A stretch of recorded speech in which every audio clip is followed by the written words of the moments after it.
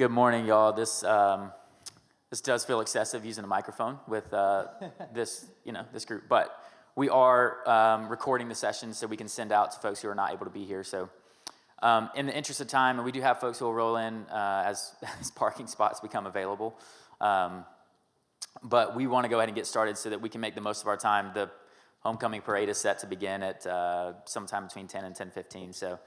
Want to be respectful of y'all's time if you're trying to get out before that or if you're trying to get out there and watch it. So my name's Sean Nestor. If I haven't had a chance to meet you yet, I'm the middle school counselor, and I get to work with all students 5th through 8th grade. And we are really excited to partner with Pathways, and I'll let all of them introduce themselves. We've got quite the team here, and I think a couple more are on their way. And these folks are experts in their field. They present at schools all over the area. And they are, what I love about them, and truly the reason why we choose to partner with them over another organization, is their desire to do what they do through Christ, and their desire to be relational with students. So they're not only working with your 7th and 8th graders and our 6th graders, but they're working with them all the way up through 12th grade, and they're seeing how they, giving them skills to launch on into college and life, and doing it well. So it really is a gift because with Elijah, man, by the time they've had him a couple of times presenting, the boys, they're excited to see him in high school and, kind of dapping him up in the hallways and kind of, oh, Elijah's here today. So it's a benefit for your students and for us as well. So I'd love to pray for us as we get started. Father God, thank you for today. We just are aware that every day is a gift. And thank you for the lives in this room, for the parents that are here, and for the students that they represent. Thank you for every heartbeat that you've given, every breath that you let us take.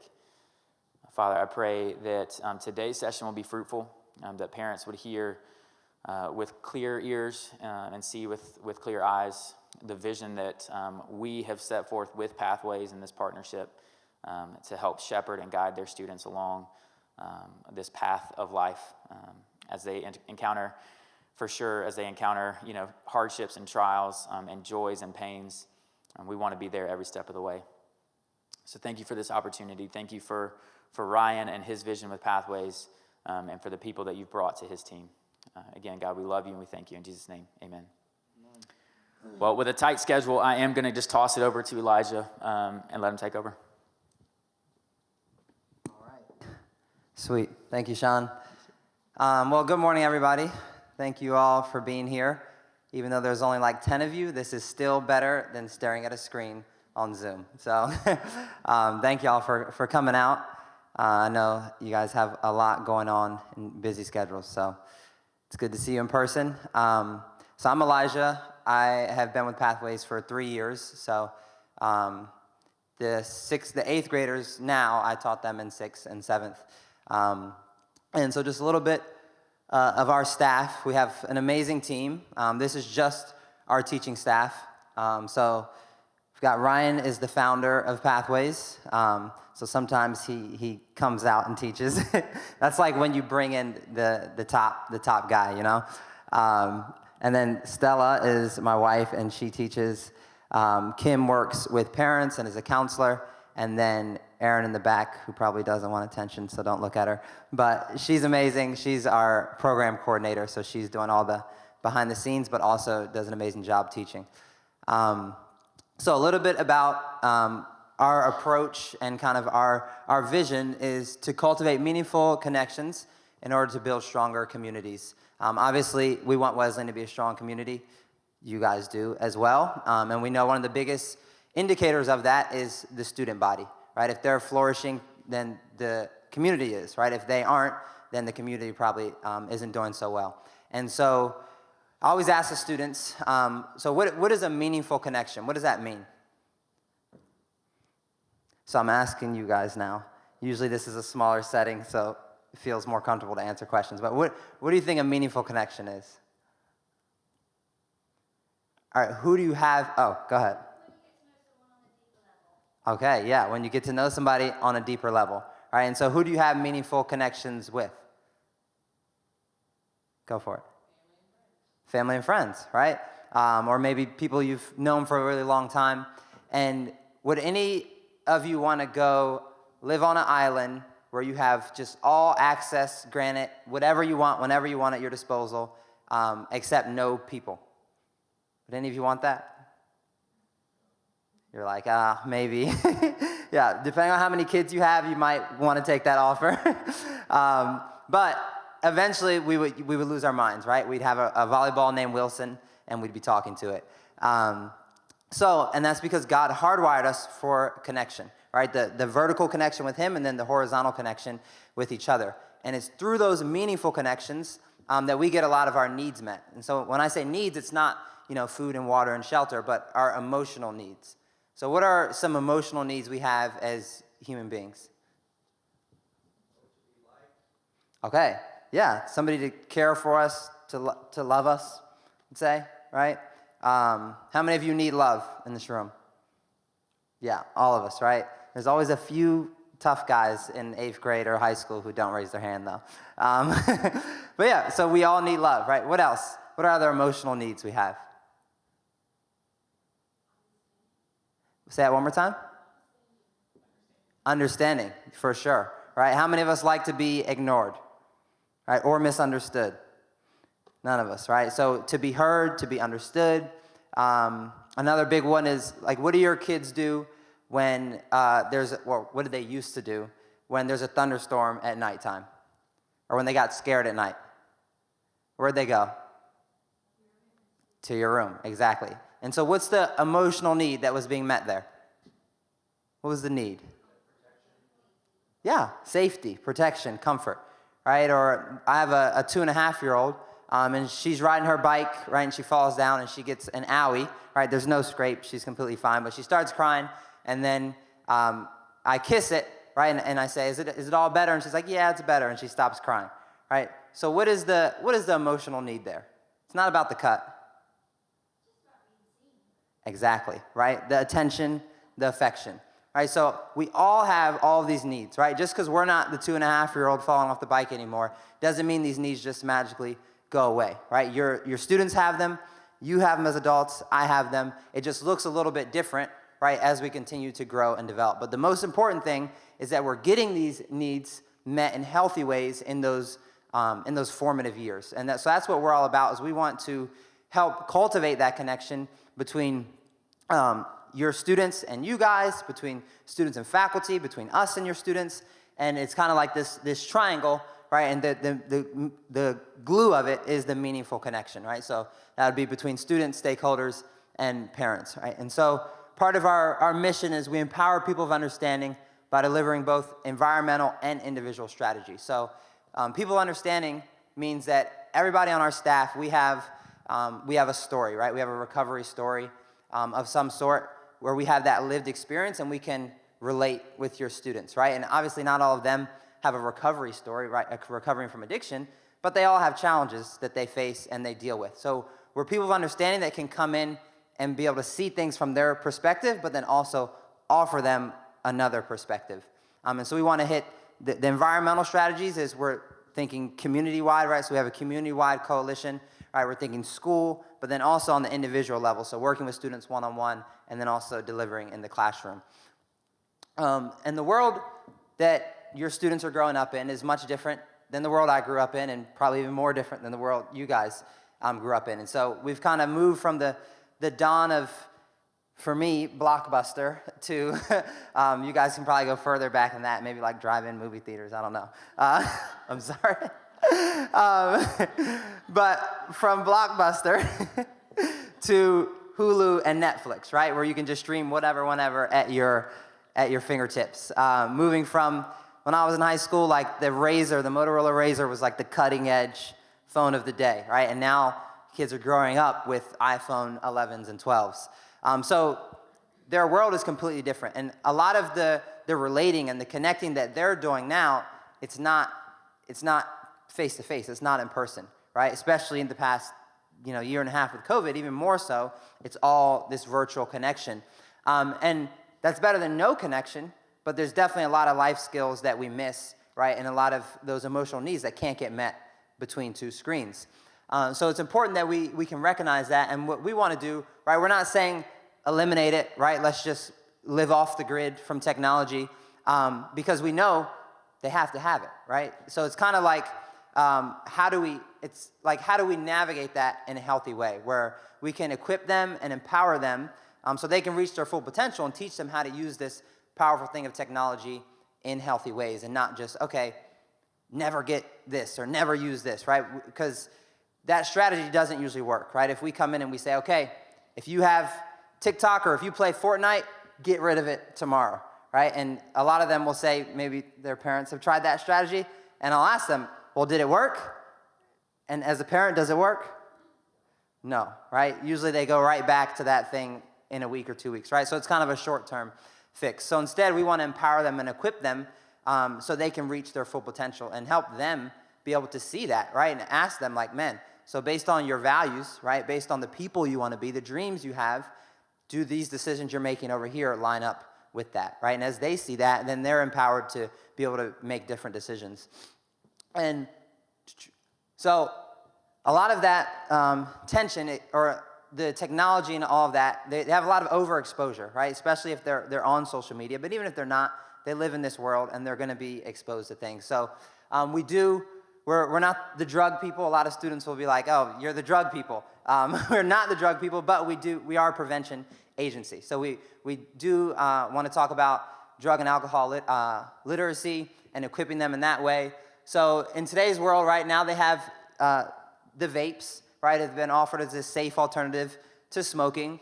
It's kind of like what the world fell for back in the 60s and the 70s with cigarettes, and now we know, okay, the harmful effects. But now it's like deja vu, right? It's happening again through the vaping crisis, and a lot of students are falling right into that. And now it appeals to them with the flavors and all of these things. They make it these cool little devices like this where you can hide it.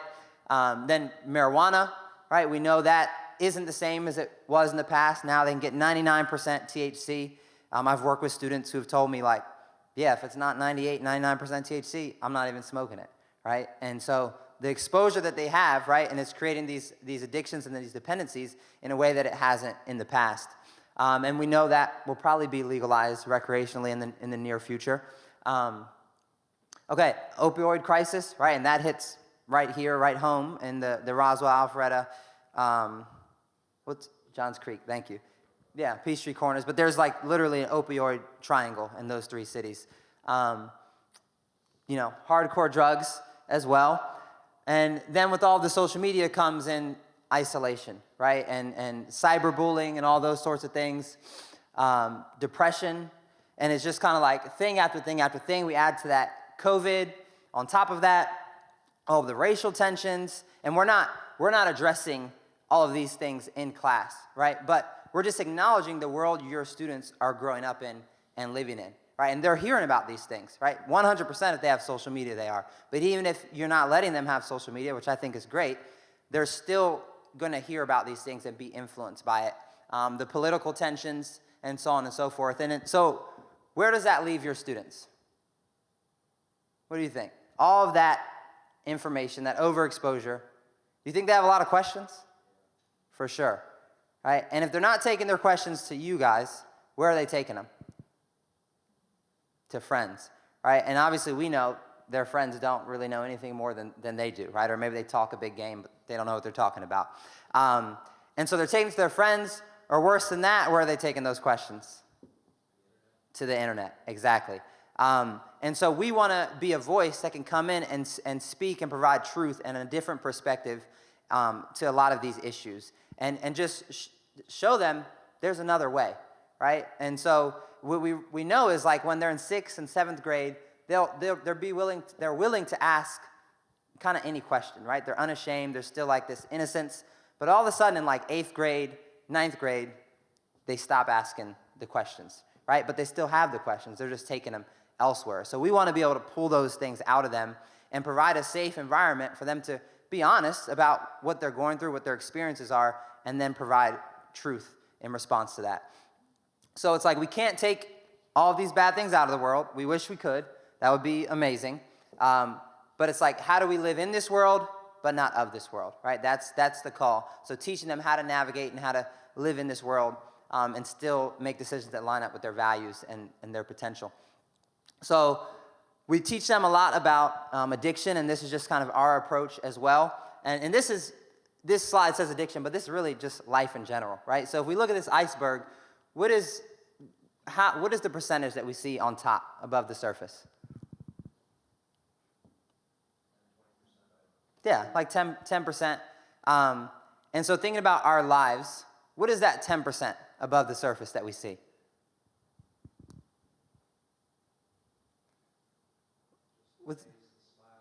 Exactly, right? It's just what we decide to show each other, right? We all have somewhat of a mask, right, in how we present ourselves. We're worried about what other people think of us, right? That's hardwired into us. But it's like just the outward behaviors, right? It's what we decide to reveal. And then where would you place social media on this iceberg? Like middle, top, bottom? What do you think? Yeah, like the tip top, right? So even further away from who we really are.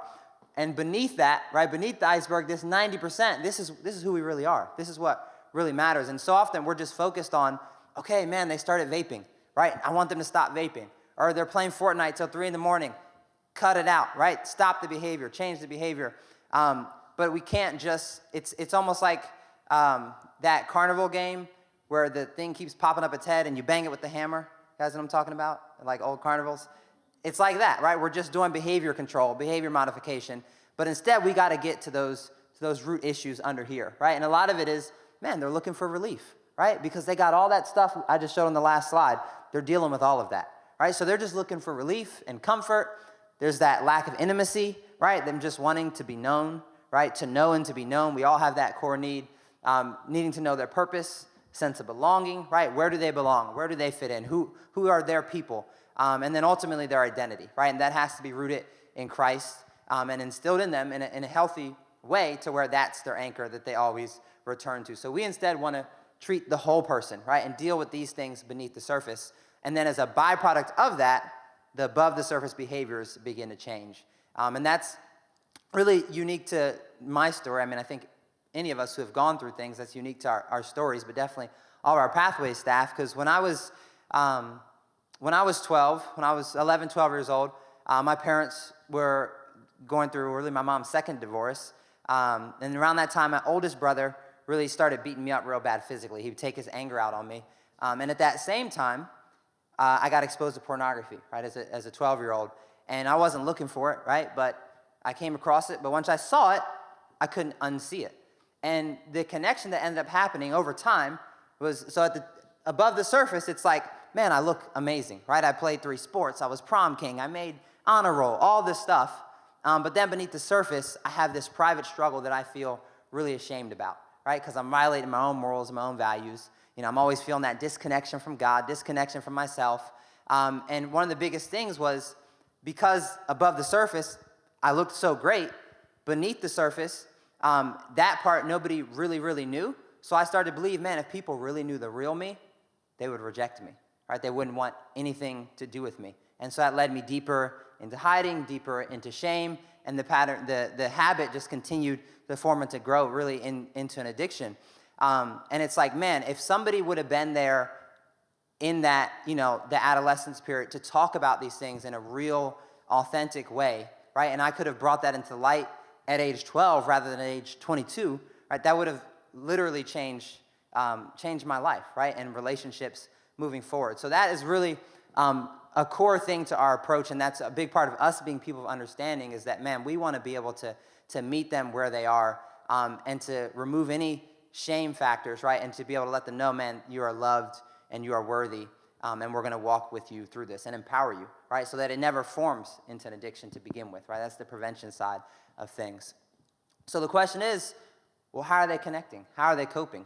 Because we need this, right? We need relief. How many of you guys like the feeling of relief and comfort, right? All of us, right? It's just like, okay, what are we coping with, right? And we all choose something differently. Some of those things can be obviously negative, like for me, pornography, right? But other things may not seem that bad, like work, right? Or, I don't know, a Frappuccino or something. But the question is, how are we coping, right? Because we are in some way or another. And what I want you guys to see and what we try to get the students to see is like, so much of what is underneath of those behaviors is really, man, they're looking for love. They're looking for attention. They're looking for affection. All those things we talked about in the beginning. And that was the case for me, right? I always felt humiliated and powerless and small, right? With my brother abusing me, there was the abandonment, parents' divorce, all of that. And man, I was looking for comfort, right? And pornography provided this kind of artificial comfort, right? The temporary comfort and affection and love and all of that, right? So it's like, man, there's good desires in there. We're just choosing some harmful and some negative things to get those desires met. And so we want to offer alternatives to that, but then also not shame them in those bad behaviors, right? To get them to see, man, what you're actually looking for in this place, those are good God-given desires in us. We just have to substitute some things. And one of the biggest pieces in all of this, because we talk about risk factors, right? Risk factors just mean that these are things that make you susceptible to forming an addiction. Doesn't mean you're going to have one. They're just risk factors. But then there's also protective factors. And one of the biggest protective factors is you guys, right? Pathways, we can come in all day, every day, and talk and talk and talk, and it will bring some good fruit. But the biggest protective factor is having that relationship, that loving, caring adult in their life, which majority of the times that's you all as parents. So it's the dinner table conversations, right? It's the conversations when you're shooting hoops or you're gardening or whatever the case is, being able to connect with your students. And we'll talk a little bit more about that at the end here.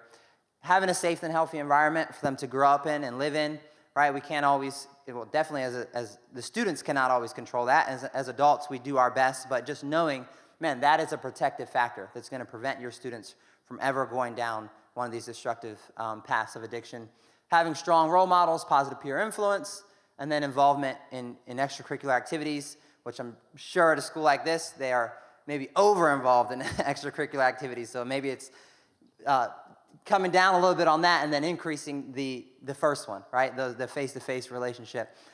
Internal drive, motivation, and values, and then lastly, healthy boundaries. So all of these factors, all of these things, if we can instill your students with these life skills, right, and with these mindsets, those are going to be protective factors that prevent them from ever going down those paths on the front end.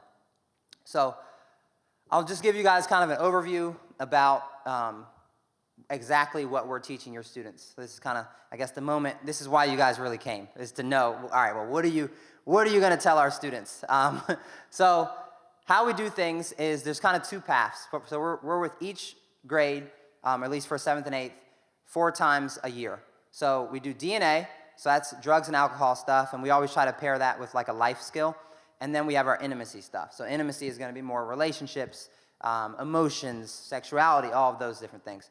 So we go DNA, intimacy throughout the year, 4 lessons. So with 7th grade, first one is alcohol and vape. We pair that with decision making. Second one is stages of use, and I'll provide some slide examples for these. And then on the intimacy side, foundations of sex part 1 and part 2. So obviously I'm not going to give you guys the full presentation, but just some things that you can see how we do things. So with the alcohol lesson, we like to make all of our lessons like interactive, where it's not just us lecturing for 45 minutes, because they don't want that. So we hand out Post-it notes, and we want them to fill in this sentence, right? So when teenagers drink alcohol, they expect it to make them feel blank. What are some things? Funny, cool, for sure. What else? Confident, it's a big one. What else? Mature is usually one, they would say, or like older. So all of these things we're naming, confident, cool, are these positive or negative expectations?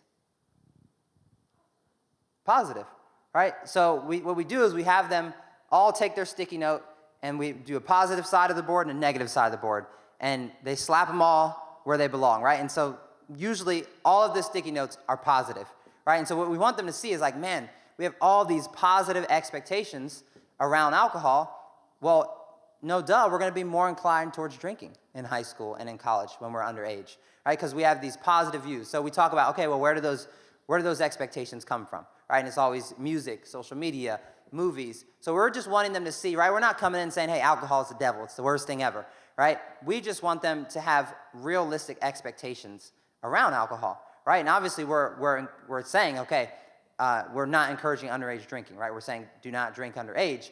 But it's more of let's let's take a look, right? And then as we kind of move from there, we show them, okay, well, what are the real consequences of binge drinking, of underage drinking? So then you can make an informed decision seeing both sides, not just these one-sided kind of false expectations. And then with the vaping and all of that, right, it's been offered as this safe alternative to cigarettes. So a lot of times we'll ask them, like, okay, for example, if you're driving in a car going 100 miles per hour with no seatbelt on, are you safe? No, right? Of course not. But if you then go and put your seatbelt on, are you safe then? No, right? You're what? Safer. Exactly. All right, so we're like best case scenario, right, which isn't even the case, but if we're going by this kind of false narrative, best case scenario, they're a safer alternative, but safer still doesn't equal safe, right? And that's best case scenario. And we talk about all the risk involved in that and everything and how it appeals to them. And one thing we know with students is they don't like being played, right? They don't like being manipulated, being lied to. And so we kind of show them, man, how mainstream culture is lying to us, right? And we go through different ads and different things like that for them to see, like, man, what are the messages this ad is telling us, right? What are those good desires in us that it's appealing to? And it's usually the things you guys named, right? It's cool, more mature, romance, different things like that, sports. So we want them to have more realistic associations with drugs and alcohol, not the lies our culture tells us. And then in that stages of addiction lesson, one fun thing we do is we have them write a paragraph on the board, right? And we'll do like a race. And so basically you have to write this paragraph without dotting your I's or crossing your T's. And so they're like, if you mess up, you have to erase that word and start over. So they're all stumbling over it, and it's a lot of fun. And so the point of that, right, is we talk about our habits, right? It's like, why couldn't you dot your I's and cross your T's? It's like, well, because I've been doing that ever since I learned how to read and write. And so what we're getting them to see is, well, the same goes with stages of addiction, right? It's this consistency over time that leads to an addiction, right? When you started at 12, right? You started doing it at 11 years old, and little by little, you're moving further and further and further down that path, right? It's not this overnight process, right? Nobody just wakes up one day and says, okay, today's the day, I'm going to have the affair and ruin my family, right? Or today's the day I'm going to, drink on the job and end up getting fired, right? It starts way back here with these small compromises, one at a time, right? And what we know statistically is 9 out of every 10 people who struggle with addictions in our country started between the age of 12 and 18. Right, so start it back here, and then we get the big headline over here when so-and-so, lost their job or whatever the horrible news is. But if we can get them way back here, right, then we never have to see this headline over here. So that's kind of our approach. Okay, the sexuality stuff, right, foundations of sex. So a lot of it is kind of our big things is we want them to understand the purposes for which God created sex. So we'll ask them, like, is sex good? Is it bad? Right? And they'll get all like weird and awkward and cringy. I mean, they cringe when we say the P word, which is puberty. So they get all awkward, and then they start opening up, and it's like some of them will say it's bad, and some of them say, usually they say it's bad. Majority say it's bad. There'll be the one kind of brave kid who's like, no, I think it's good. And so we kind of play that, and then we want them to see, no, it's good. Right? Sex is a good thing. It's an amazing gift that God gave us. However, the context matters. All right? So we talk about what are the purposes. And it's like, so the big things we say are procreation, bonding, and pleasure. They can all guess procreation right away. They can never guess bonding. And they always know pleasure, but they don't want to say it. So we don't want them to just have this distorted sexuality, right? Where it's just like this bad, gross thing. And then one day you just get married and you're supposed to enjoy it, right? We want them to have a healthy view, like a holistic view of sex. But we really focus on, okay, but if we pull out one of those pegs, right, and we make it all about pleasure, right, or we make it only all about making babies, then we distort our view of the whole thing. So we want them to be able to hold all three of those in context. And we really spend a lot of time on the bonding piece because usually that's not even on their radar and definitely not in mainstream culture and society. So then we talk about boundaries, that context being marriage. We use this fire analogy, and we'll carry this in 7th and 8th grade, but it starts in 7th. And so the fire analogy is like, we'll show them a picture of a bonfire, and it's like, what are the good things that this bonfire does for us? What are the good things fire does? Keeps us warm. Give me more. Gives us light. It looks nice. What do we do around the fire? Yes, we make s'mores. So food, community, right? Connection. But then, what happens when it gets outside of those stones around the fireplace? Destruction, exactly. Devastation. And so we want to paint that picture with sex, right? God has created it for this context, right? And in this context, it's amazing. There's all these good benefits this way that He's created it for us to enjoy, right? The bonding, peace, the procreation, all of that. But then when it gets outside of this context, it causes destruction, right? It wreaks havoc. And once you turn that switch on, it's really difficult to turn that switch off.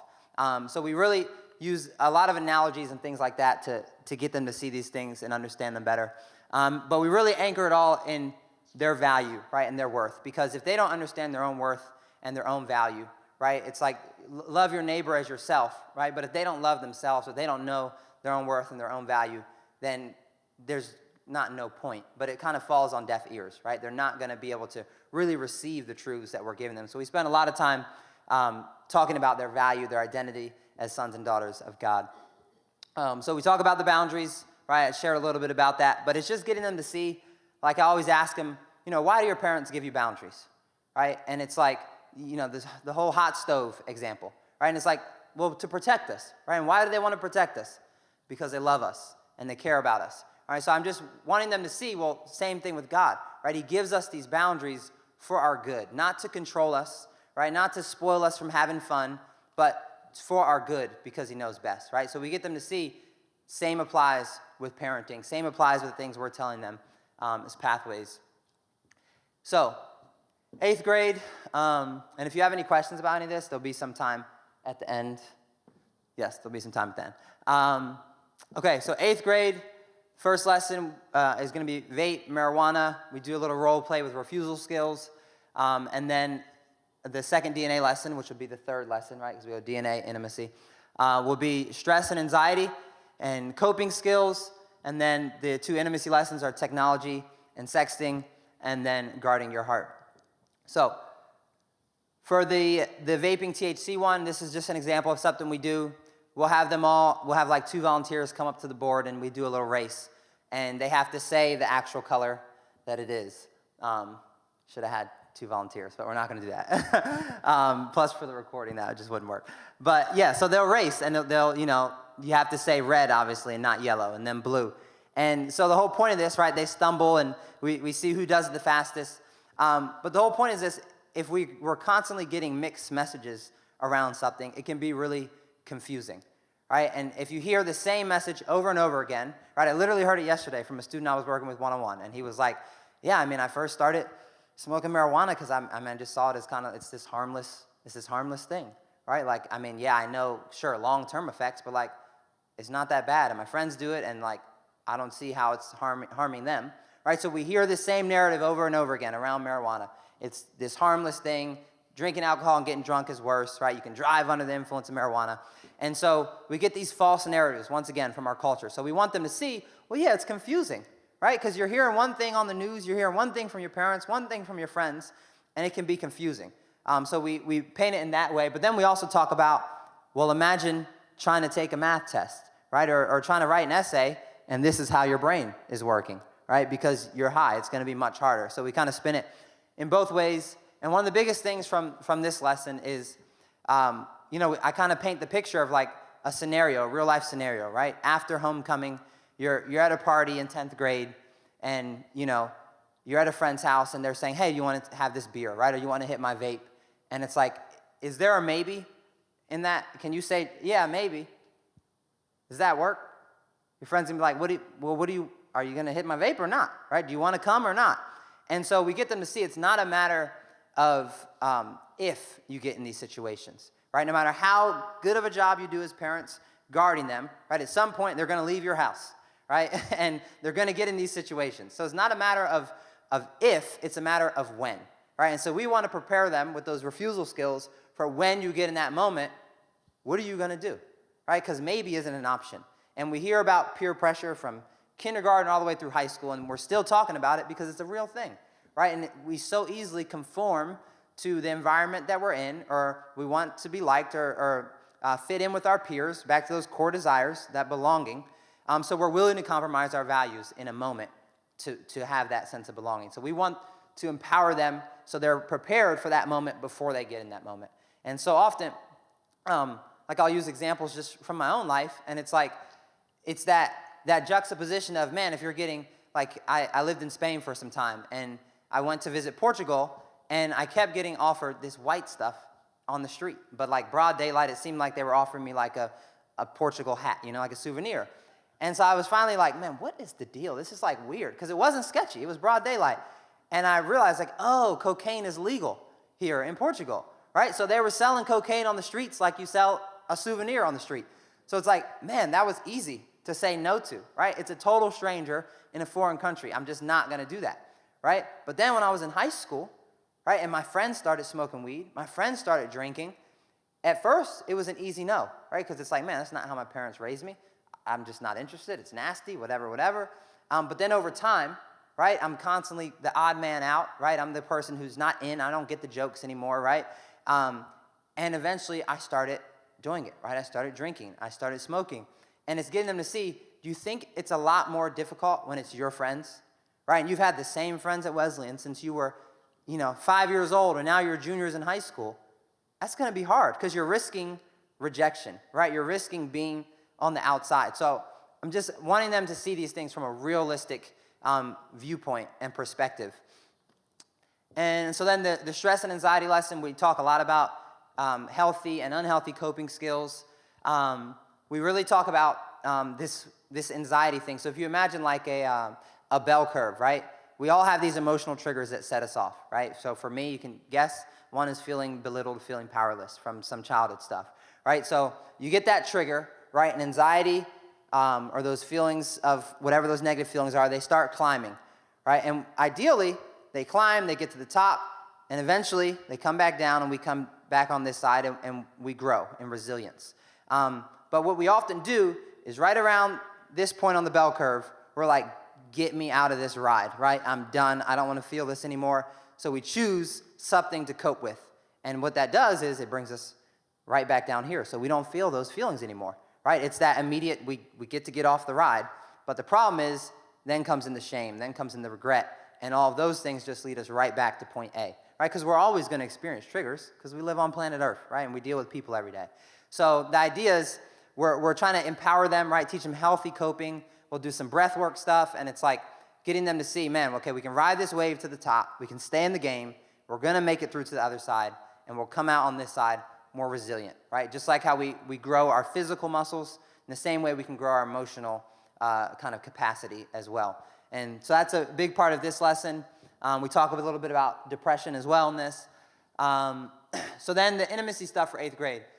We do talk about sexting in 7th grade as well, but then we follow up on it in 8th grade. So we teach them, okay, state of Georgia, this is the sexting law. A different school we're at earlier this week, their principal was sharing stories about where different things happened in a school he was at, and there were lawsuits filed and charges pressed, and it's like, man, this is a real law. There's real consequences. Another counselor was sharing with me, I don't know, I think it was like a year or 2 years ago, that this was a high school situation, but a guy and a girl were dating, right? Girl sends the guy nude pictures, right? What ends up happening in the relationship? They break up, right? After the breakup, what does he do with the photos? He sends them to his friends, right? Girl finds out, how does she feel? Humiliated, right? And furious. And then guess who finds out after that? Papa Bear, right? And Papa Bear obviously wants to go beat this kid up, but can't do that. So he ends up pressing charges, right? Because state of Georgia, this is the law, right? Where the law was broken.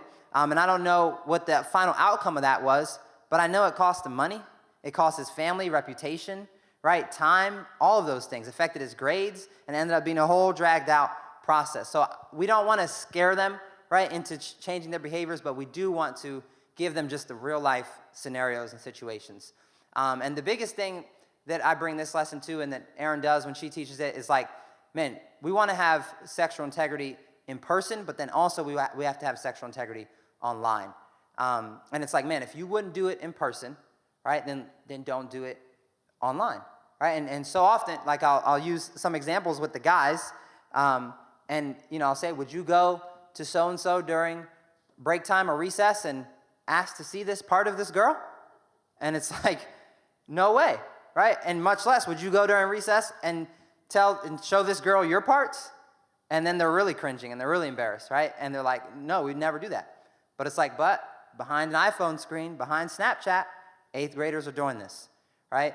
So we want them to see, if you wouldn't do it in person, then don't do it online. And then, so with that sexual integrity piece, online sexual integrity, comes pornography, right? So this little guy probably shouldn't be seeing whatever he's blocking his sister's eyes from either. But we talk about the different ways pornography distorts our images, distorts our minds, our relationships, and all of these things. And this is something I spend a lot of time on with them, just because it's so close to my story and to my heart. And I usually, with the middle schoolers, it's like, man, this was the time when it came in. And we know the average age of exposure is 11 years old. I think there's a recent study that said it was 8, but 11 years old. Yeah, so it's gone even below 11. So that's the average age of exposure. And the statistics are 9 out of 10 youths, 12 to 18, have watched pornography. All right, so in a class of 20 guys, it's like, all right, well, 18 of you have seen it, right? So I don't make them raise their hands or anything, but it's like just painting this real picture, right? That you guys know about this stuff, right? I hope you haven't seen it, but chances are, statistically speaking, you have. And so it's like, we want to, once again, it's about empowering and equipping, getting shame out of here, right? Helping normalize, not normalize the behavior, but normalize that we're all on the same playing field, right? And how do we find healthy ways to cope? And how do we learn about our emotions and learn, man, what are we really looking for in the pornography? So we talk a lot about that in 8th grade. And then part of the physical sexual integrity is that we do this thing, how far is too far? And I know we've gotten some pushback here at Wesleyan, and I wanted to share this with you guys because I've now done this with 2 classes of 8th graders. And so we basically do this how far is too far thing, and it's like, holding hands, right? And then it's like kissing, like a peck. And we go all the way down the list, all the way to intercourse, right? And majority of the classes, they will go all the way. Okay, not majority, will not go all the way down the list, but majority of the classes will go right here. This is where they'll stop, right? And some of them will go all the way to intercourse, right? And we're talking before marriage, and I'm talking to 8th graders, right? So we go through this, and I'd keep it open, right? I'm not bringing the hammer down right away, and I just want them to be honest about where they are and what they're thinking. So this may freak you guys out a little bit as parents, but I want you to know, like I've done this with multiple classes of 8th graders now in the past 2 years, and here at Wesleyan. And a lot of them will say, we'll go all the way here. Now, obviously, they haven't done that. They don't have that experience. But just the fact that in their minds are like, hey, this is acceptable and this is okay. So we try to, once again, redefine those sexual boundaries. And it's like, okay, well, what is sexual activity? Because they think sexual activity is only this, right? So a lot of them wouldn't define these things as sexual activity. So I'm not telling them, hey, never kiss until marriage, right? That's not what I'm telling them. I am telling them stories around that kind of stuff and how that's awesome, right? But once again, I'm just telling them, strongly consider X, Y, and Z in all these different circumstances, and getting them to see, man, sexual activity is anything below the waist, underneath the clothes, right? Or even below the waist, on top of the clothes, right? Anything that's stimulating you in that way, hands, mouth, whatever it is, that is all defined as sexual activity, right? It's not just going all the way. Because what happens then, they have this idea, right, that, well, as long as if I go this far, then I'm in the clear, right? I haven't really done anything wrong. So then the line is over here. But then they cross that. And then the line's over here. And before they know it, well, they're in high school having sex, right? So we want to talk about this stuff in 8th grade because they know about it, right? Especially if they have social media. So we want to empower them in this way, but also be real and be honest with them and let them know where those lines are and where those boundaries are. And obviously a lot of those conversations we want parents to have, so we'll talk about parent talking points. So we're not going to literally paint pictures in their mind and define okay, well, what is intercourse? Because there's always a spectrum in the classroom, right? There's the kid over here he's talking about some stuff that's like, okay, clearly you have older siblings or you're exposed to things. But then sometimes there's a kid in the classroom who literally is like, doesn't know about this stuff, right? So we want to make sure we're being sensitive and using discernment for both of those kids, but then also being honest, because once again, it's like, well, they have the questions, right? And we'd rather them hear the answers and the truthful answers from us, and then we be the catalyst for you guys to have the conversations, rather than them hearing it on social media or from their friends, which they will, right? It's just a matter of time, and most of them, a lot of them at that stage have at that point. So that's our approach with that. That last 8th grade lesson, guarding your heart, we talk about the importance of our heart. You know, everything we do flows from it, right? So we got to guard our heart. We show them this cool, one of those like weird YouTube videos about like the most heavily guarded places in the world. And then we talk about, well, would you trade your heart for all of the gold in Fort Knox, right? And some of them are like, oh, yeah, maybe. But the idea is that, so why are these places so heavily guarded? And it's because the value. It's because of what's inside of them. And so the same thing goes for us, right? Our heart is even way more valuable than the gold in Fort Knox. And it's like we have to guard that because everything we do in life comes from it. But the value thing, we use this example of a T-shirt.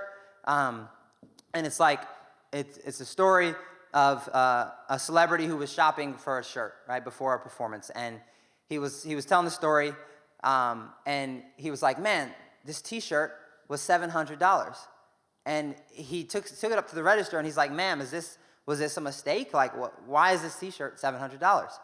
And she's like, no, that's the right price. And so I asked the students, so why is that shirt so expensive? It's made out of the same material as the other ones.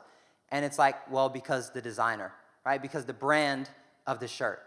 And the same applies to us, right?